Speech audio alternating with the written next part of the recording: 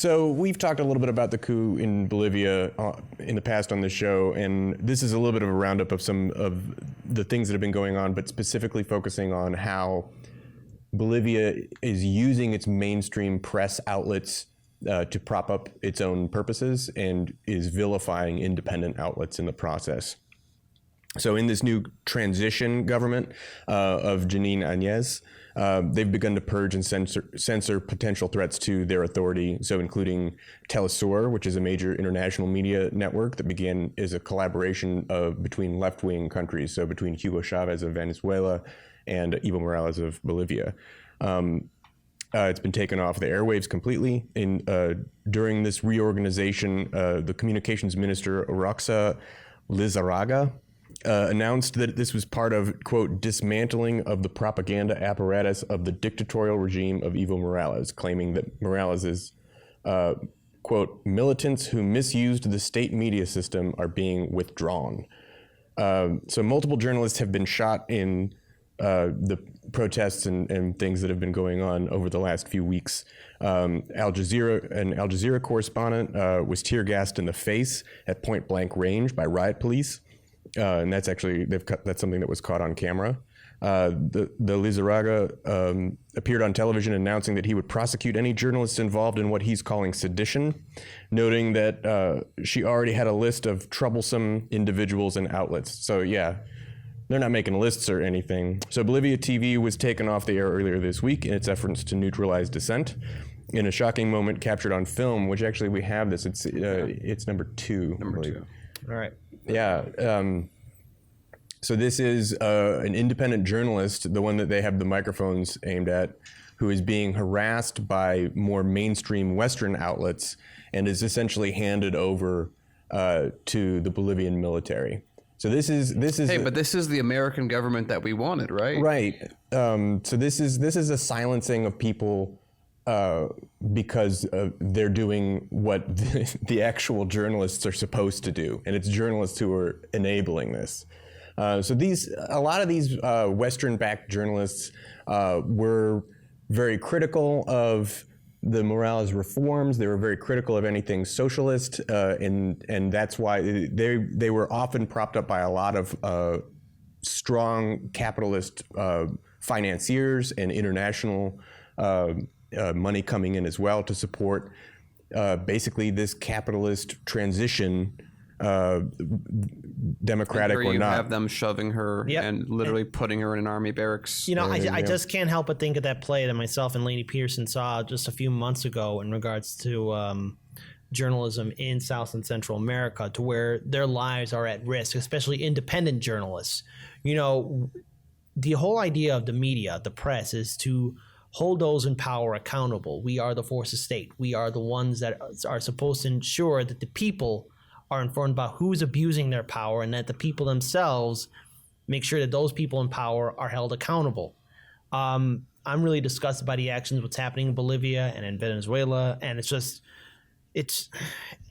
terrible what happened. I only can imagine what she is going through right now, that independent journalist that was just pushed into the military and the police. Right. And so not only journalism, but it's essentially to the point now where the government has sort of de facto made being a part of the movement to socialism, or the MAS party, illegal. Like, you can't demonstrate in that capacity, you can't rhetorically support that capacity, you can't try to report even as a citizen journalist in that capacity. That is illegal. And we've covered on this show before that Áñez has basically sort of beforehand allowed or says promises to commute any illegalities in hunting down these dissenters.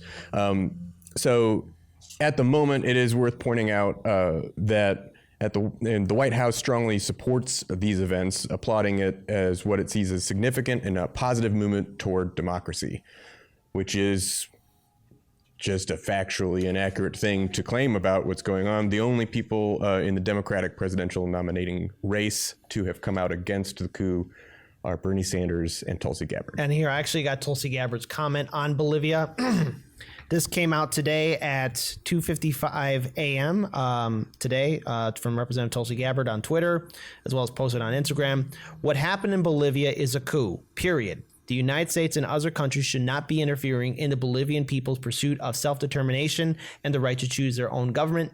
Bernie Sanders, I believe a week ago, also made a statement in regards to saying the exact same thing, that this is a coup and that what's happening to the people of Bolivia is a crime. So once again, the two leading progressive candidates, Senator Bernie Sanders and Representative Tulsi Gabbard, are on point and really addressing the long problem that the United States has, especially interfering in foreign countries.